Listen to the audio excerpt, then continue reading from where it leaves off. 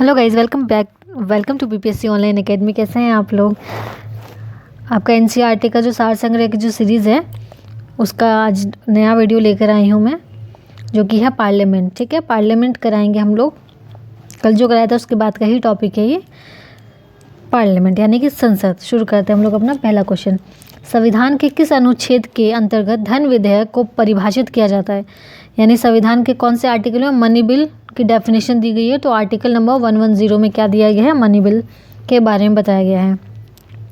Next देखते हैं हम लोग, लोकसभा का अध्यक्ष अपना त्यागपत्र किसे सौंपते हैं। तो स्पीकर जो किसको देंगे, डेप्टी स्पीकर को देंगे। ठीक है, चलिए आगे देखते हैं हम लोग। संविधान के, ये इंपॉर्टेंट क्वेश्चन है, संविधान के अनुच्छेद 82 के अनुसार लोकसभा की सीटों का राज्यों के मध्य आवंटन किस वर्ष की जनगणना के आधार पर किया गया है।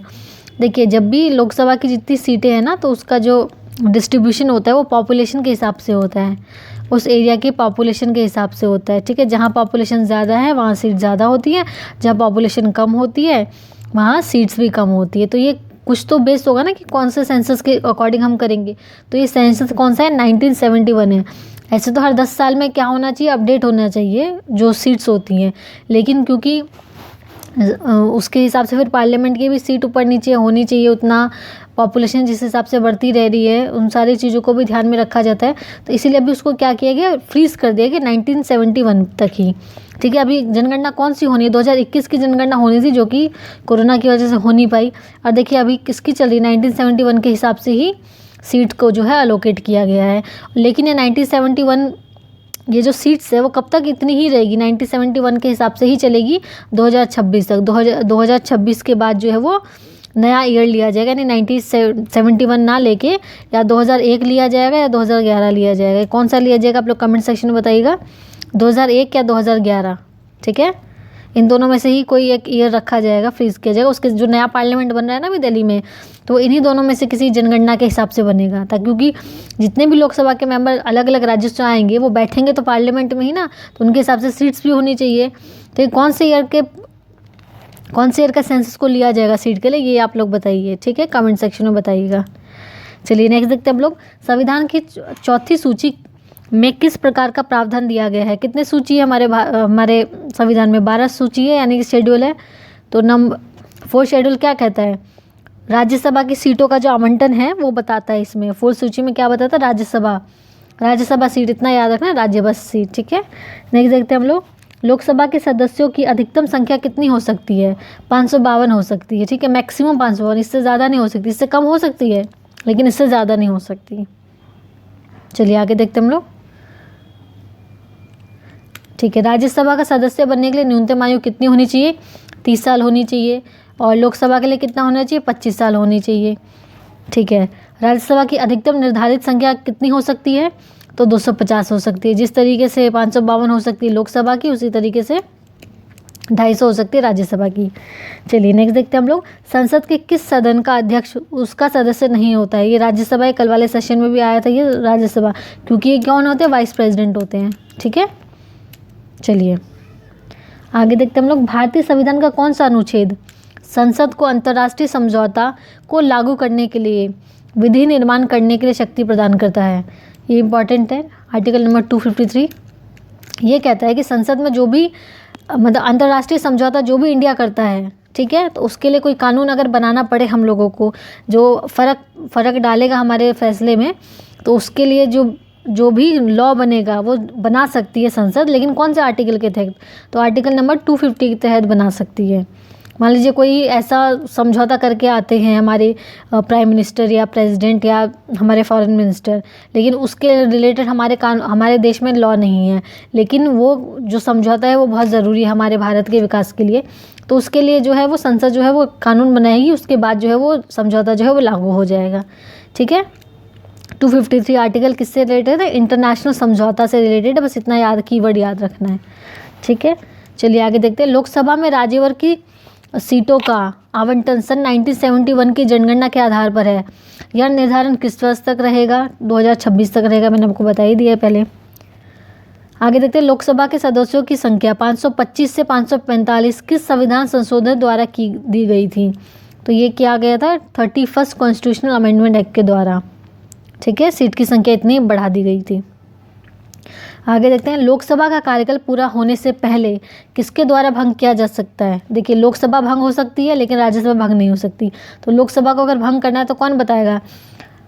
प्रेसिडेंट कर सकते हैं, लेकिन पीएम का रिकमेंडेशन होना चाहिए।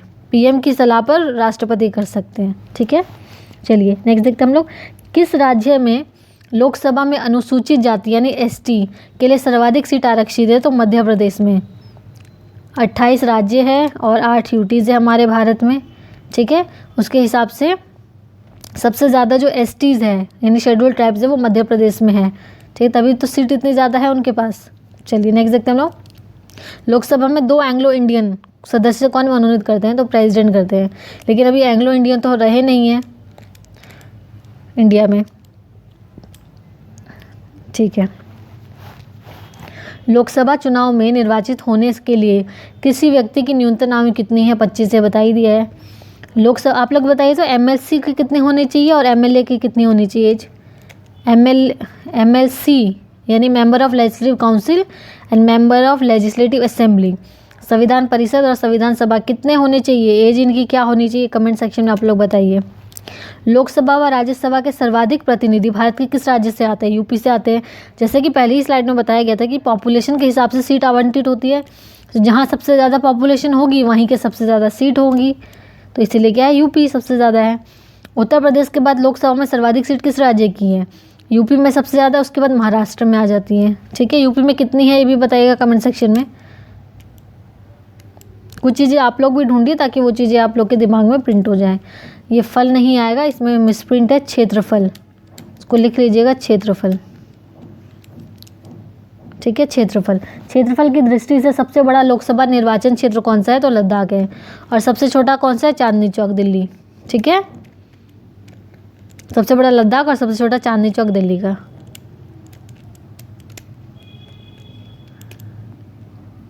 ठीक है, चलिए आगे देखते हैं, परिसीमन के पश्चात उत्तर प्रदेश में मतदाताओं की संख्या की दृष्टि से सबसे बड़ा लोकसभा क्षेत्र कौन सा है? सबसे बड़ा तो ऑब्वियस सी बात है यूपी में है, लेकिन यूपी में भी कौन सा है अकॉर्डिंग टू वोटर्स? ठीक है, वोटर्स के हिसाब से कौन सा सबसे ज़्यादा है? तो उन्नाव में, उन्नाव यूपी, बस इतना याद रखना है।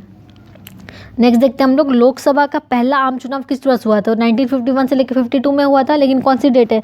25 अक्टूबर 1951 से लेकर 21 फरवरी 1952 तक ये हुआ था। चलिए, पहला आम चुनाव था हमारे देश का, स्वतंत्र भारत का। आगे देखेंगे हम लोग, एक वर्ष में लोकसभा में कम से कम कितने सत्र बुलाए जाते हैं? 2 बुलाए जाते हैं। होते कितने? 3, बजट सेशन, मॉनसून सेशन और विंटर सेशन, 3 सेशन होते हैं। ठीक है, 3 सेशन होते हैं, लेकिन कितने? 2 बनाने चाहिए 6 महीने के अंतराल के अंदर अंदर, ये बातें ध्यान रखनी है। अगर हम लोकसभा में बिहार को आवंटित सीट किन 2 राज्यों की आवंटित सीटों के सीट के योग के बराबर होगी, यानी लोकसभा में कितनी सीट है बिहार में? 40 है। हम दो कौन से ऐसे राज्यों को मिला देंगे तो 40 हो जाएगी, तो ये क्या है? छत्तीसगढ़ और मध्य प्रदेश। छत्तीसगढ़ में 11 सीट है और मध्य प्रदेश में 29 सीट, इन दोनों को जोड़ करेंगे तो बिहार की लोकसभा की सीट आ जाएगी। ठीक, इस क्वेश्चन को डालने का मतलब ये था कि आपको 3 जगह की जो लोकसभा की सीट आपको पता होनी चाहिए बस। लोकसभा अध्यक्ष अपने निर्णायक मत का प्रयोग कब करते हैं? यानी जब टाई हो जाता है ना 2 वोटिंग में, तब ये करते हैं कास्टिंग वोट। ठीक है, पक्ष जब बराबर हो जाते हैं पक्ष और विपक्ष, तब करते हैं लोकसभा। ऐसे उनको वोट करने की अनुमति नहीं है, लेकिन जब टाई हो जाता है तब ये करते हैं। आगे देखेंगे, प्रथम लोकसभा के अध्यक्ष कौन थे? तो जीवी मावलंकर थे, गणेश वासुदेव मावलंकर, गणेश वासुदेव। और यही थे जिनके, इन्हीं के खिलाफ जो है वो नो कॉन्फिडेंस मोशन पास किया गया था। पहले स्पीकर भी थे और पहले स्पीकर भी रहे हैं जिनके खिलाफ जो है नो कॉन्फिडेंस मोशन जो है पास किया गया था। चलिए, एस्टीमेट कमेटी का कार्यकाल कितना होता है? तो कितना होता है? 1 साल का होता है। इसमें कितने मेंबर होते हैं ये बताइएगा आप लोग कमेंट सेशन में। एस्टीमेट कमेटी के मेंबर कितने होते हैं? विशेषाधिकार समिति में दोनों सदनों के कुल कितने सदस्य होते हैं? तो 25 होते हैं, 15 लोकसभा से और 10 राज्यसभा से। ठीक है, इसका आप लोग मेंबर बताइएगा कितने होते हैं। चलिए, राज्यसभा के लिए नॉमिनी नामित होने वाली प्रथम अभिनेत्री कौन थी? तो ये थी नरगिस दत्त। किसमें हुई थी? ये राज्यसभा में हुई थी। ठीक है, राज्यसभा की मेंबर हुई थी। और ये किनकी मदर है? संजय दत्त की मदर है। ये कैंसर से इनकी डेथ हो गई थी। लोकसभा की प्रथम महिला अध्यक्ष कौन थी? तो मीरा कुमार थी। ठीक है, किनकी पुत्री थी? जगजीवन राम जी की पुत्री थी, जो लेबर मिनिस्ट्री रह चुके हैं। प्रथम लोकसभा अध्यक्ष कौन थे जिनके विरुद्ध लोकसभा में अविश्वास लाया गया था? जीवी मावल का, मैंने बताया आपको ऊपर। भारत की संचित निधि यानी कंसोलिडेटेड फंड पर कौन सा व्यवहारिक नहीं होता है? देखिए, ज़्यादातर जो सैलरीज होती है ना बड़े बड़े पोस्ट की, वो किससे जाती है? कंसोलिडेटेड फंड से जाती है। लेकिन प्रधानमंत्री के जो वेतन और भत्ता है वो नहीं जाता है कंसोलिडेटेड फंड से। ठीक है, ये ध्यान में रखना है। धन विधेयक संसद के किस सदन में पेश किया जाता है? ये विदेश नहीं है, विधेय होगा। धन विधेयक यानी कि मनी बिल किसमें सदन में पेश किया जाए? सिर्फ लोकसभा। और कौन? स्पीकर की अनुमति के बिना नहीं हो सकता ये। लोकसभा स्पीकर की अनुमति के बिना नहीं हो सकता ये। और यही बताएंगे कि मनी बिल है या नहीं है। ठीक है, नेक्स्ट देखते हैं हम लोग। धन विधेयक विधानमंडल के किस सदन में प्रस्तुत किया जाएगा? तो केवल विधानसभा में। जिस तरीके से यहाँ लोकसभा में किया जाता है उसी तरीके से यहाँ विधानमंडल में किया जाता है। थोड़ा सा मैस हो गया है, मैं कर देती हूँ। आप लोग स्क्रीनशॉट लेना है तो ले सकते हैं। ठीक है, ये सबको पता होता है लोकसभा वाला। ठीक है, लेकिन ये कम को पता होता है, तो सिर्फ विधानमंडल। ठीक है, सॉरी विधानसभा। विधानमंडल के कौन से? विधानसभा में। आगे देखेंगे हम लोग।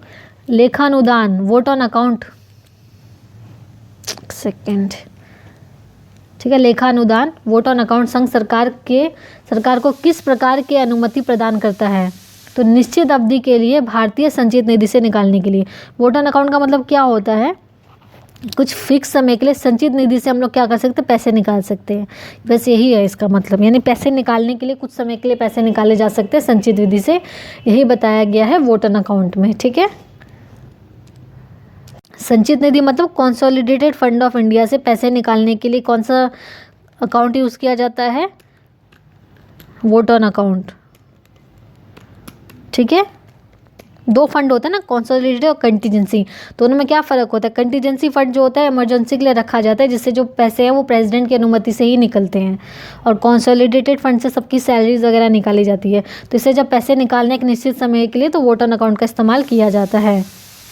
इस वीडियो में जितने भी पार्लियामेंट से रिलेटेड क्वेश्चन थे वो सारे आ चुके हैं। बाकी आपको कुछ लगे जो छूट गया है वो आप कमेंट सेक्शन में बताइएगा।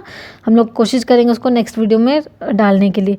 तब तक के लिए आप लोग उसको रिवाइज करते रहिए, जितने भी वीडियोस आई हैं अभी तक एनसीईआरटी सीरीज़ वाली।